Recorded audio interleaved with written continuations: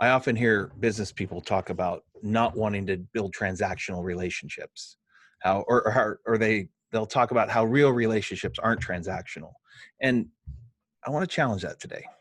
I want to think about that differently, at least. In my last video, I made this claim that trust is the fabric of everything, and how I'd rather personally have cash than, sorry, I'd rather, Freudian maybe, I'd rather have trust than cash.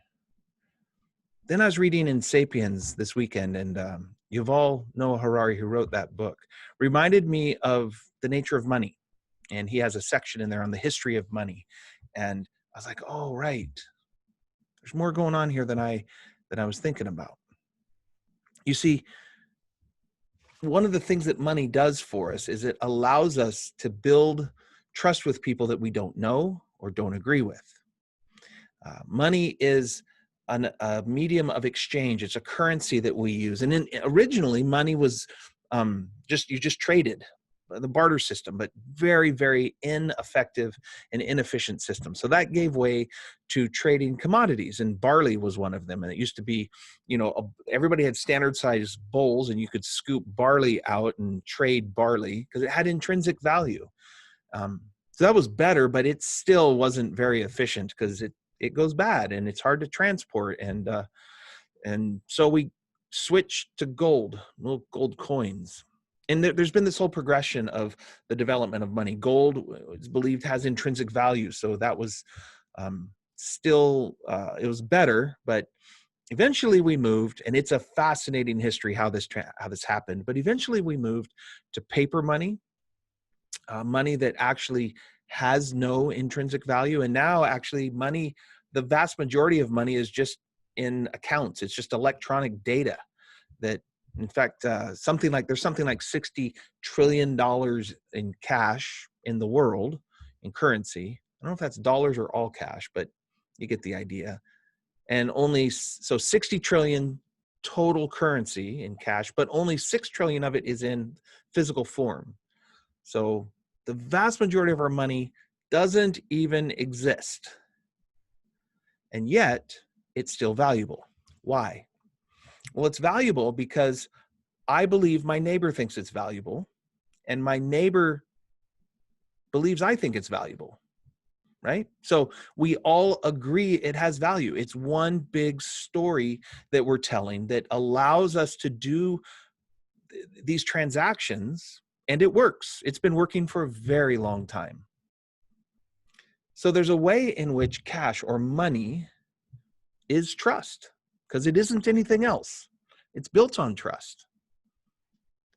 So in this book, so that's a concept I'm familiar with. It's the way money has impacted our economic life and our communities and what it has made possible. But here's the thing that Yuval goes further with, and I never thought about this before.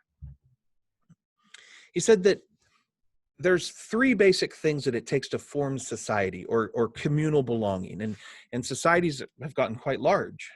They're transnational at this point, but they're different. So there's different kinds of societies in the world. One of them is economics. You have to have a common belief structure around economics. You have to have a common belief structure around your political systems, and you have to have a common belief structure about religion or meaning systems. When those three things combine, you get society, or what we call society. And we haven't done a great job of finding a lot of commonality across our meaning systems or our religious systems. There's still a bunch of tension in the world around that, and there's always has been. Same thing with our political systems. Lots of tension remains around our various political systems. But our economic systems, our money, is the only tool we as humans have ever come up with that allows us to collaborate and cooperate with people we don't know and don't agree with. The transactional nature of relationship is actually the one thing that we've created that has unified us as a globe. We're all basically part of the same monetary story, the same monetary or economic belief systems around the value of this currency that doesn't even exist. So there's a way in which the transactional nature of a relationship has been the most effective tool we've ever created to create trust between individuals, between communities, between cities, between nations.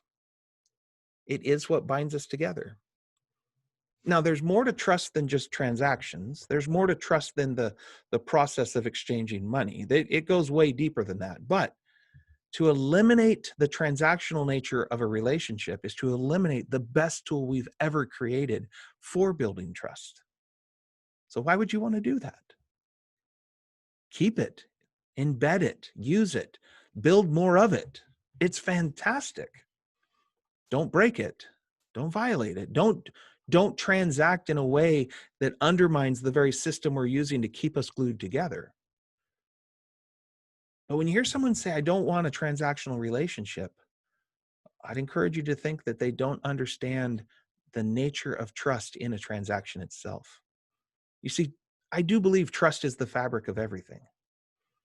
And I would rather have trust than cash. But I also was reminded this weekend that cash is trust.